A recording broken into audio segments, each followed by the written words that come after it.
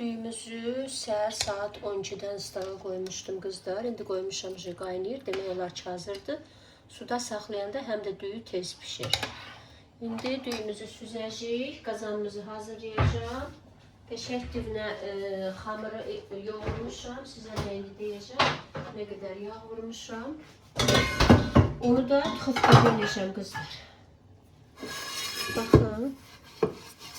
Demək qazanın dibinə biraz yağ koydum. Ərinmiş yağdır.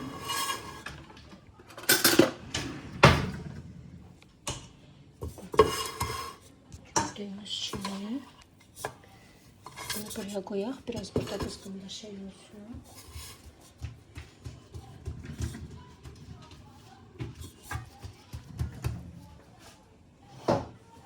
Yetişdi toy axşamı, durun yandırın şamı. Gəlinə bəzək vurun, gəlir olan adamı. Ay aşıq təriflə bizim gəlini, qaynana desin. Minutочка muziki. Qaynasın belini, el oba desin, ay bəy toyunu mübarək. Qoy sevindirsin obasını elini. Yetişdi toy akşamı, durun yandırın şamı.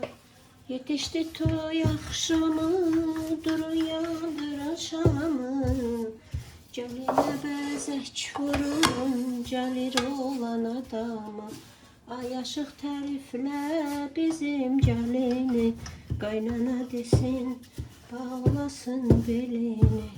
El oba desin, ay bəy